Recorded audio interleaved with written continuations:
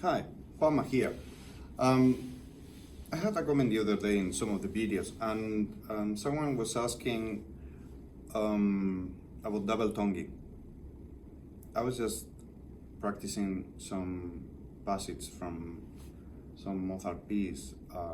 It's original for violin, and I have to be playing the first violin part, and has this passage.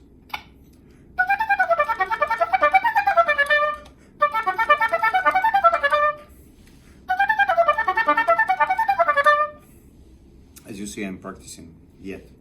Has a couple of passages, and another one is this one.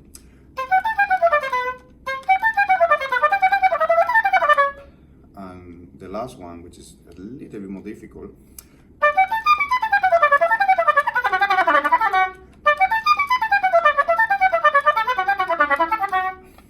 Someone was asking like how to achieve clarity with the double tonguing. The main thing is to make a strong decay that we produce with the throat.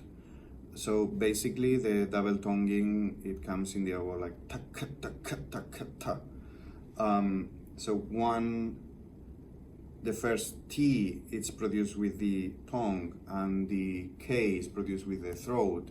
So we need to make the K a little bit stronger, right? As one of my teachers was saying. How to achieve that? We can make scales only with the K, such as, for example, C major.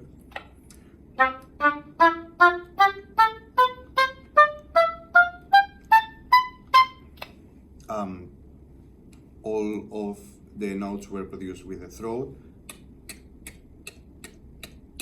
kind of thing. At first, it will be weak. It will sound something like.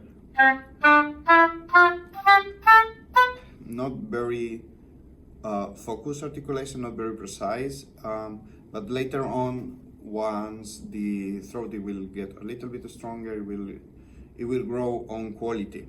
That's one. Then we can do the next step. It would be to make to alternate the T and the K. So, for example, this is again C major scale, Do, Re, Mi, Fa, Do with a T, Re with a K, Mi with a T, and like this. Then you can do different exercises like 2 T's, 2 K's, and these kind of things if you want to overcomplicate it.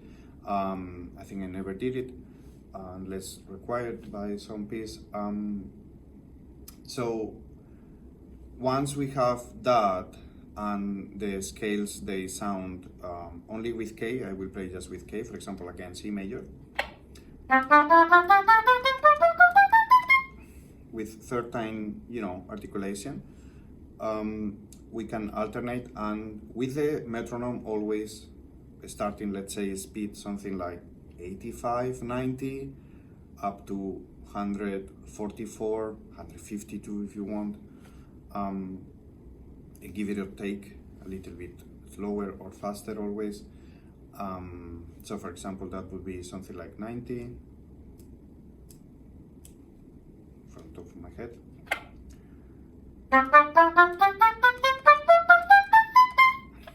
Then something like 95.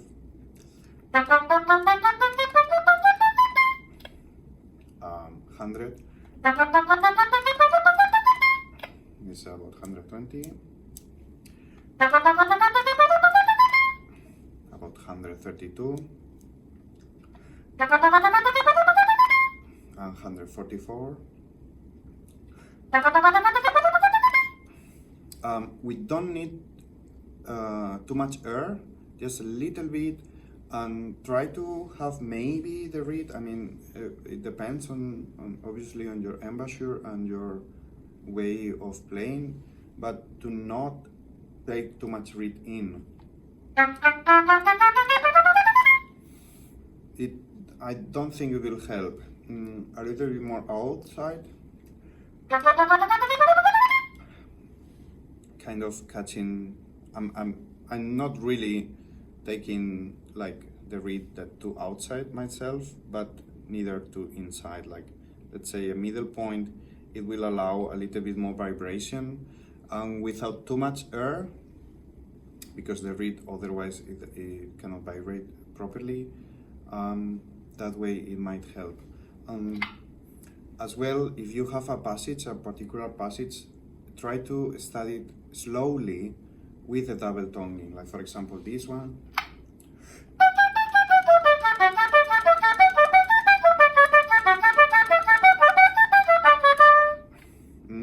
Then kind of original speed.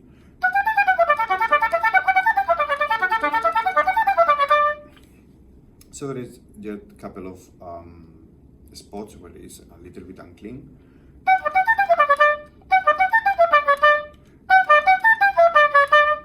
So make sure you get it slowly first.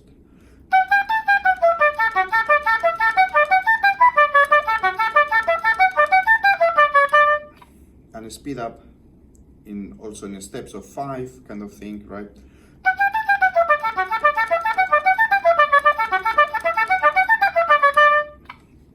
If you know by heart better.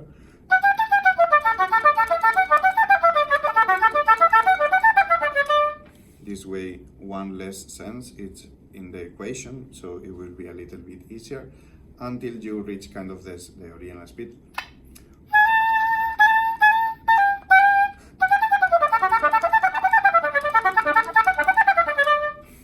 Almost good. Same situation with the next one, it would be.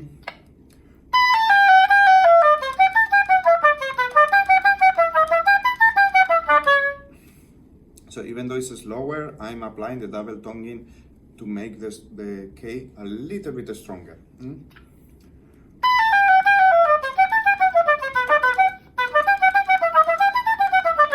Better to know by heart.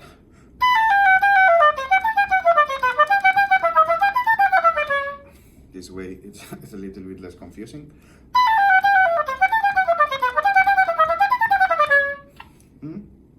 And like this with all of the passages. There is the last one, it's a little bit more difficult, because in this case this one is the bar 85, right? Yeah, bar 85. That one, it's comes from a slur, from a tight note, which it makes like offbeat.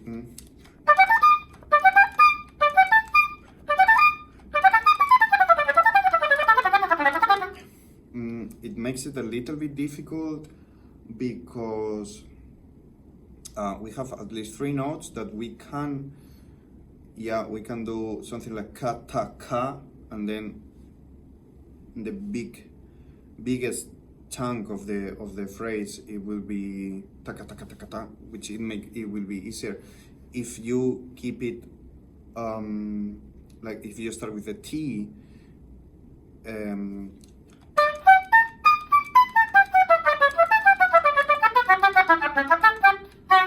It might finish the last note with a K, the long note, which is a little bit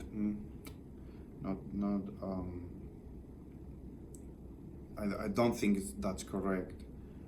It's not the correct. It's a little bit like if you finish like a down bow or up bow. It's a similar situation. It's better to finish with a T. Obviously not smashing the last note. As well, you can catch like little cells, like little parts of the phrase, and make it slowly.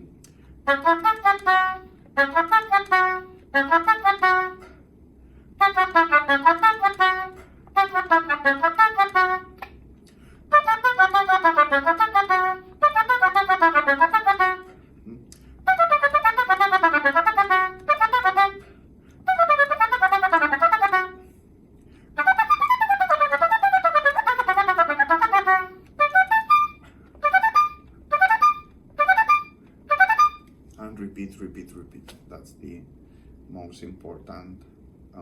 Okay, so to me it was very helpful actually to clarify the a couple of passages, and it was I hope it was good for you too, to understand a little bit more about the double tonguing, that is always like some sort of magical animal somehow. Yeah, maybe I will do this video in Spanish too. I don't know why I did it in English, maybe because I'm at the job place. So yeah, cheers for now. Keep double tonguing.